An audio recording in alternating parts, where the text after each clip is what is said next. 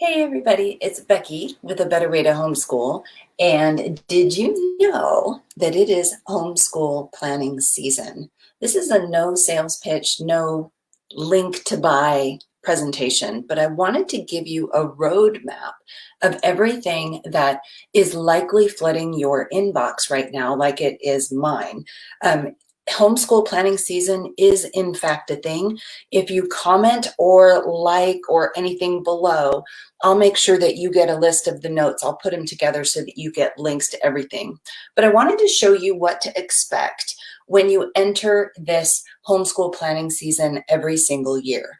If you're brand new to homeschooling, you need to understand this. You need to understand this because as you are doing research and putting yourself on all the homeschool blog lists around the planet, your inbox is going to fill. And if you're not careful, you can end up spending a fortune on things that you'll never use. So let me walk you through the things that the resources that you should be looking for, the things that are likely landing in your inbox, and give you a way to get to the cream of the crop if you're interested. So make sure that you, hey Reagan, make sure that you like and say hi. So the very first thing in your homeschool journey every single year is that you need to evaluate your foundation.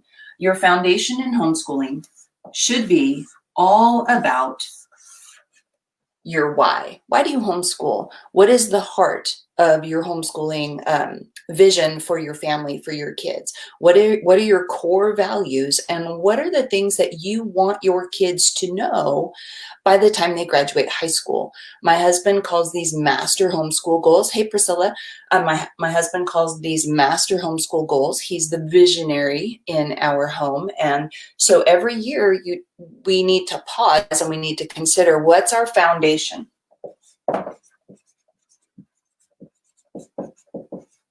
This is the perfect time of year because for a lot of you, not me, it's hot outside. And so you get a cup of lemonade or iced tea or something. And while the kids are swimming or playing in the sprinkler or something, you are evaluating what your concrete foundational goals are. The next thing that you need to look at are, well, where are your kids? So what grade are your kids in this year?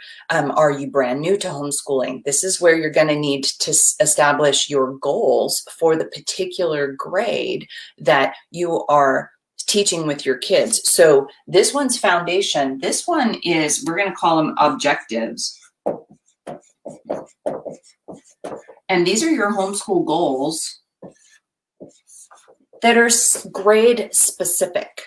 When I first started homeschooling, I had a fifth grader. Well, homeschooled before then, but when I was completely home, I had a fifth grader, a kindergartner, a preschooler, a baby, and I was pregnant and I couldn't walk. So my goals at that time were fifth grade, kindergarten, and littles. And so I needed a plan. I needed objectives and goals for those things.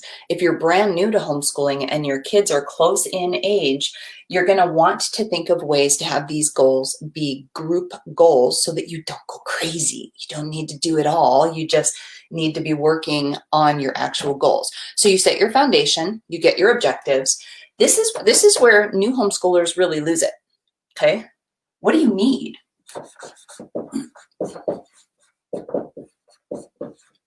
What kind of materials do you need to homeschool? This is different for everybody. This is different for every family. This is different for every child, and likely for every season.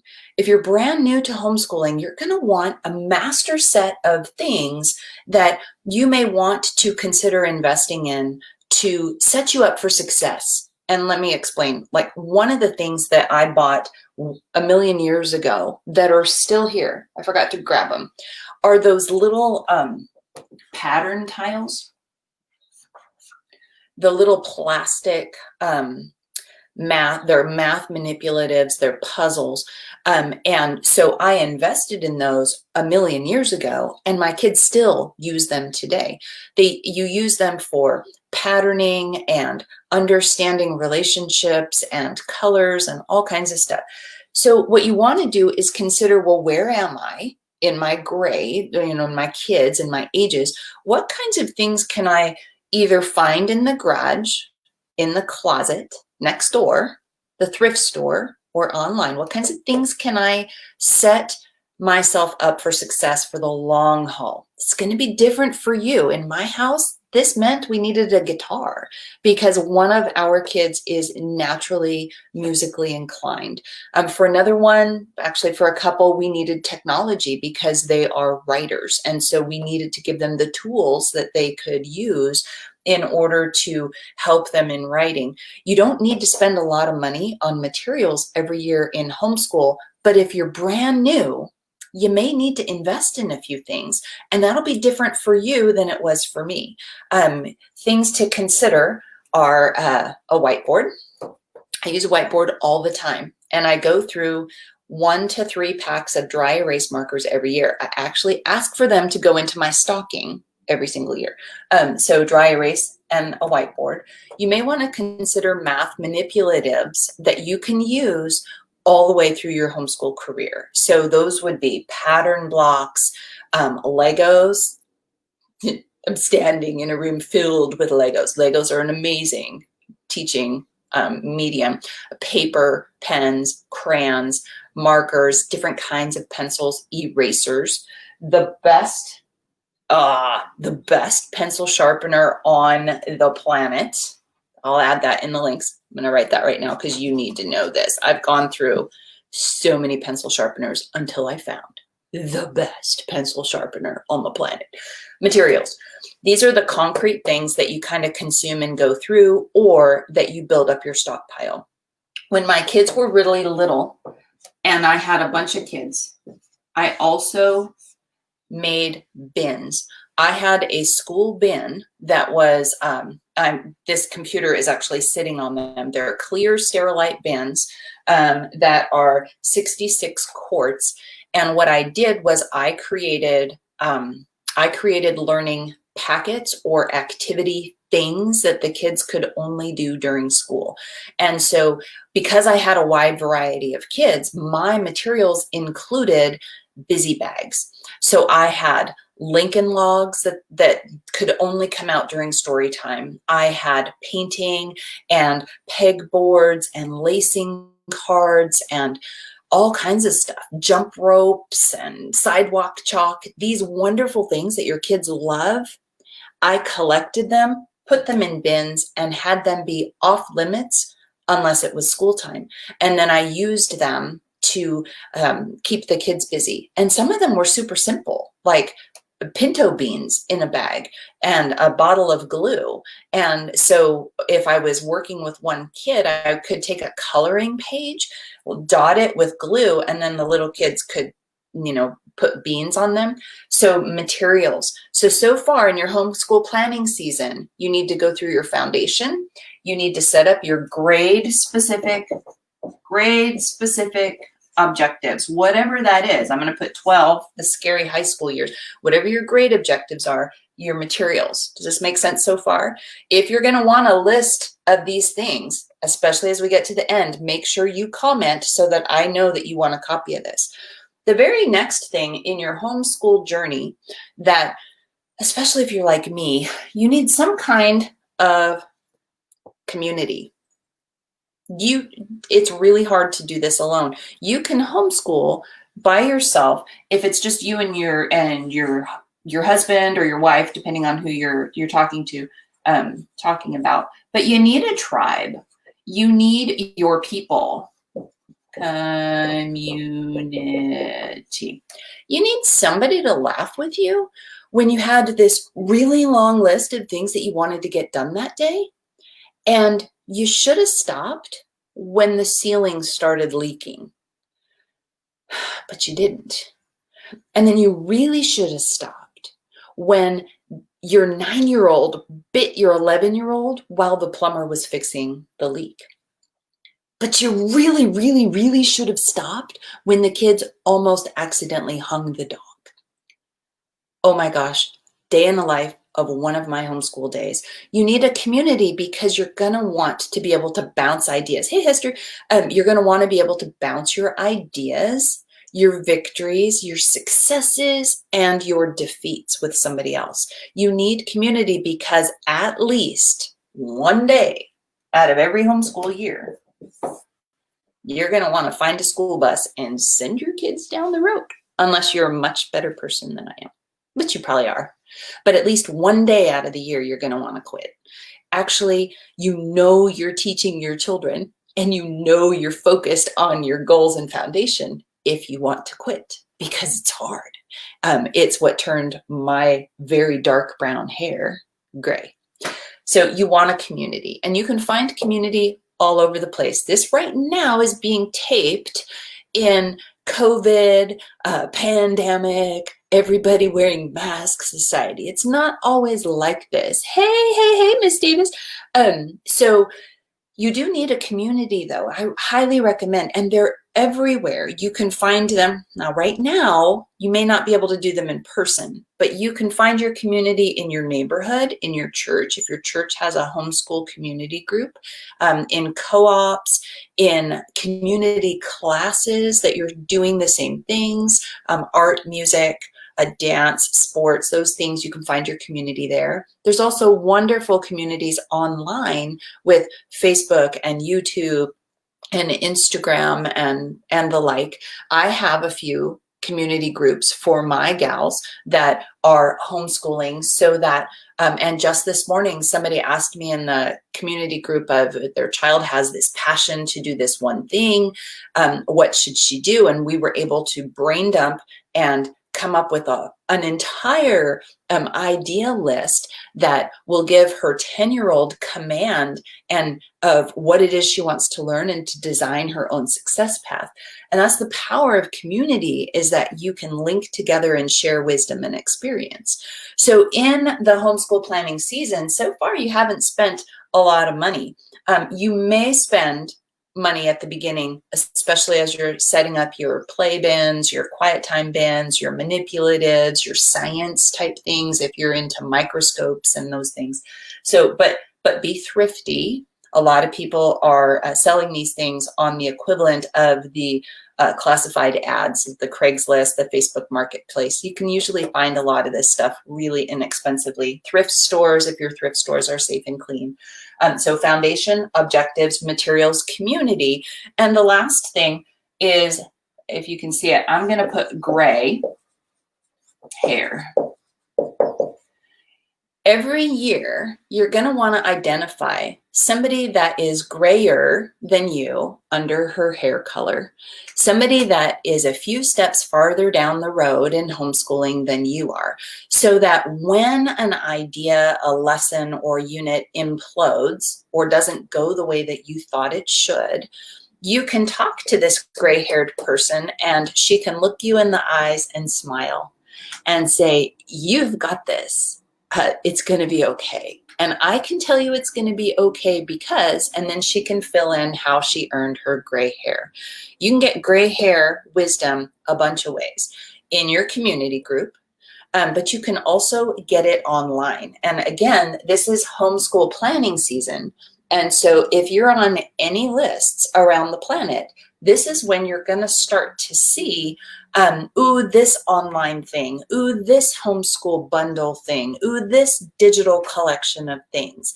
And some of them are fantastic and they're worth their weight in gold. But if you don't know why you are connecting with that online conference or why you're investing in that bundle of resources, that the reason that you invest in those things is to get access to people that are further down the road that aren't in your community, then you just end up buying stuff because it looks good and then it sits on your computer or on your shelf and you never use it. And that's not the goal.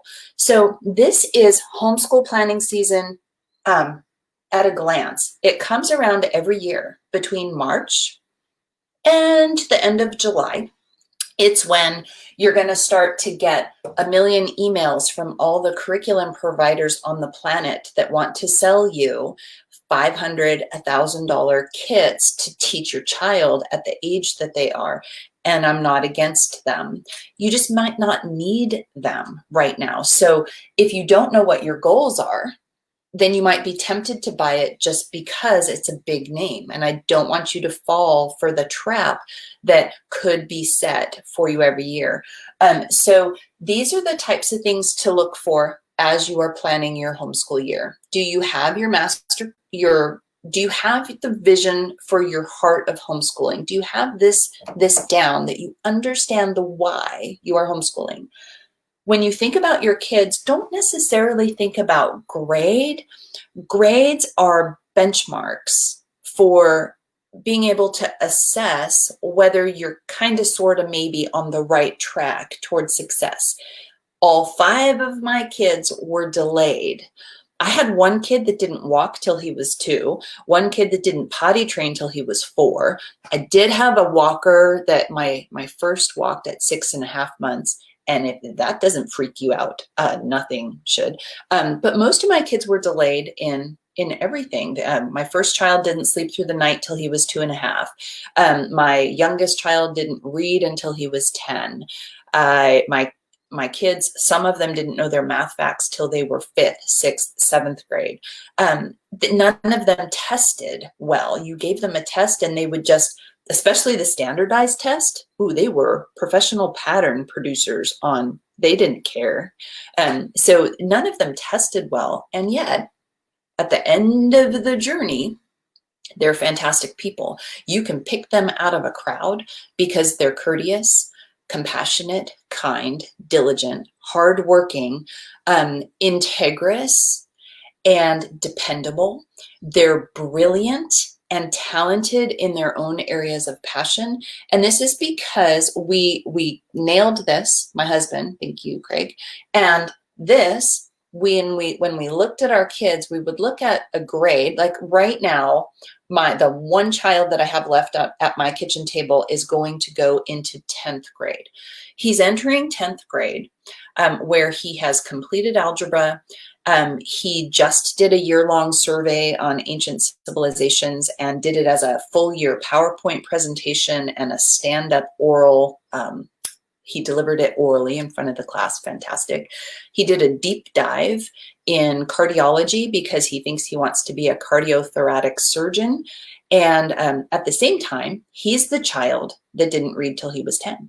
He still can't spell well, but it's 2020. And do you know what 2020 brings for your kids that may be challenged at spelling?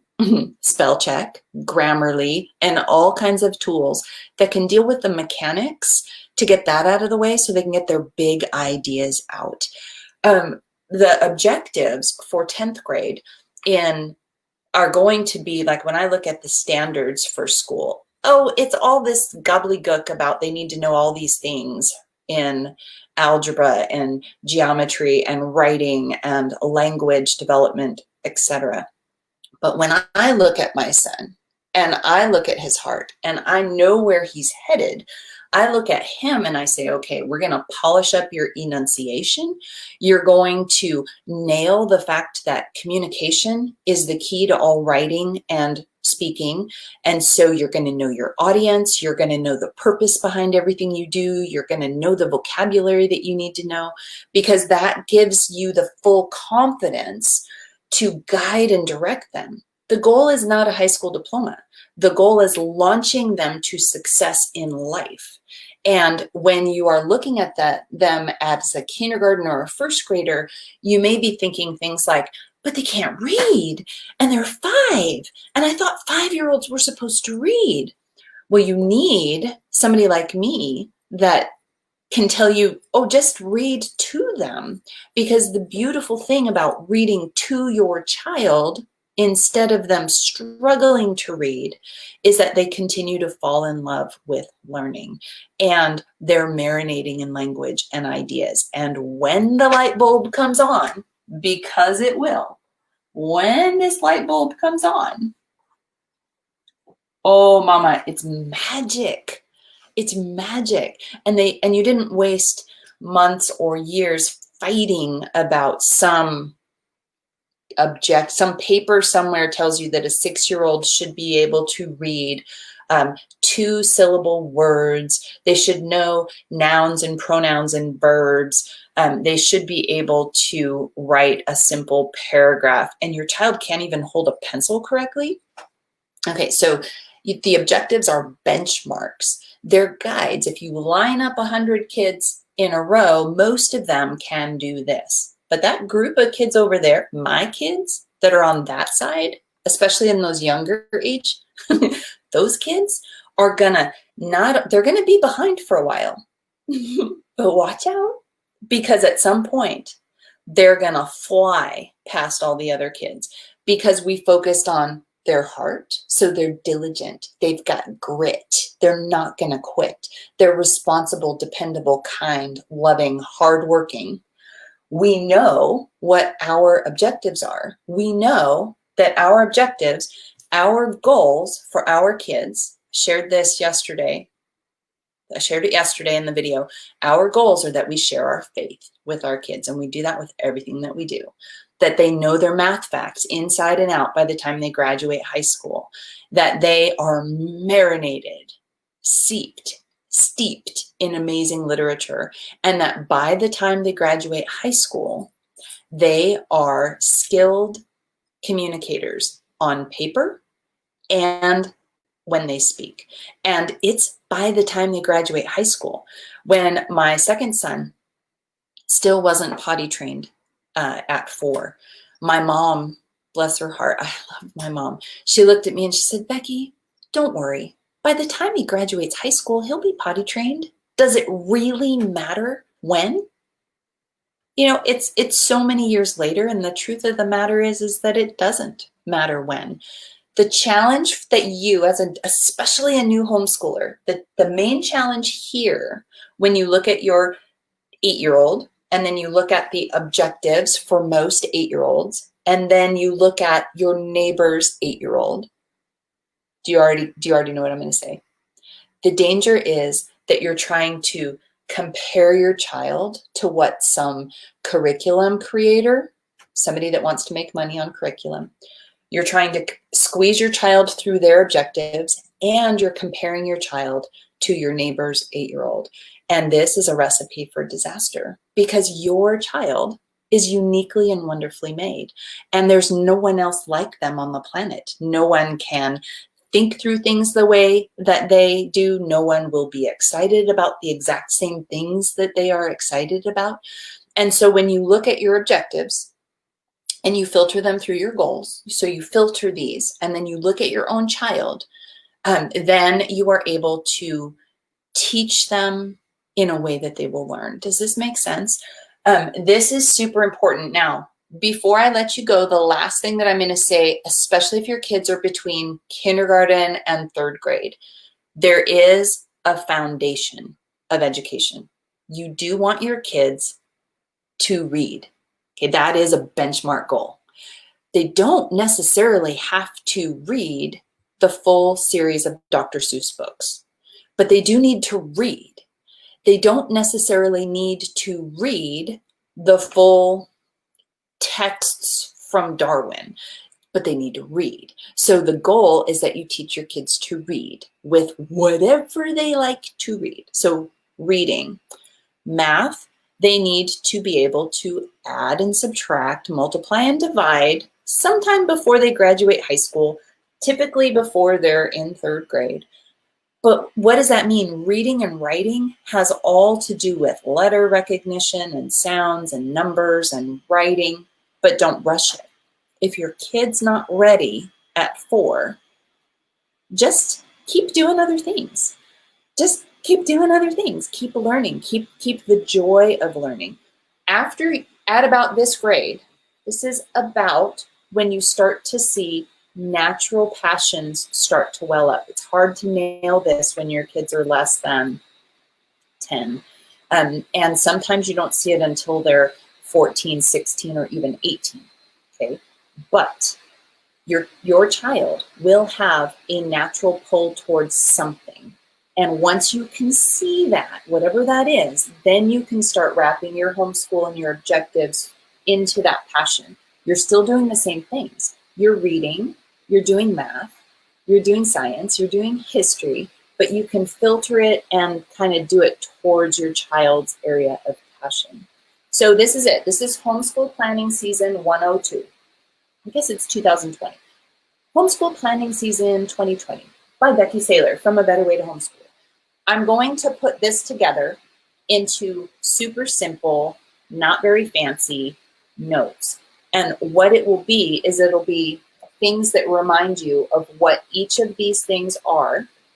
And if I have gray-haired things to share with you, there's 5,000 online homeschool conferences, but if I was going to go to one, this is the one that I would go to, and why. There are a million homeschool communities. These are the ones that I belong to, and this is why. If you want that breakdown, then just make sure that you comment below. It doesn't matter if you're commenting live or if you comment as you watch this on the replay. So all you need to do is just drop something below, and I'll make sure you get it. So that's it. Welcome to Homeschool Planning Season. If you're brand new, you can set your calendar by it. Your email will start to explode about in March every year. You get to spend time collecting the things that you want to look at. And then typically between June and July is when we start to really pencil in our school year. Pencil, because sometimes the ceiling leaks and sometimes the kids bite and sometimes they accidentally almost hang the dog. And so you need to be able to move things to a later date. So you use pencil. And yeah, it just gets you going. Hey, Jennifer. Okay, so for everybody that joined me live, thank you. I hope that this helps. There is more coming at you soon. But I'm looking at my personal calendar and I can see online conferences. I have one that I'm actually going to be a teacher in, or I get to host a little workshop in. Super excited. I have another digital bundle thing that one of my sources is in there. And so I can see the behind the scenes and I can see the value of all these things. But if you're brand new, I don't want you to spend a fortune. I just don't want you to spend a fortune. I have so much stuff that I've never touched in homeschooling because it didn't line up with these things. So make sure you nail this. And that's it. This is Bekki with A Better Way to Homeschool. And I'm just going to pop this one up. Yay! There's a reason and a purpose for my gray. I'm so excited. So thank you everybody that popped on and joined me live. I will make sure that you get lists of everything that I schedule out. I'm just clicking through so that you can see that I saw you. If anybody has questions, drop them below. Go. Have a great day. Happy homeschool planning season. And I will see you soon. Bye. Oh, and if you know someone that can benefit from this, please type their name below so that they get kind of updated or informed that this is out here, because I wish I knew this way back in the beginning. Okay, seriously, on your mark, get set. Goodbye. Have a good day.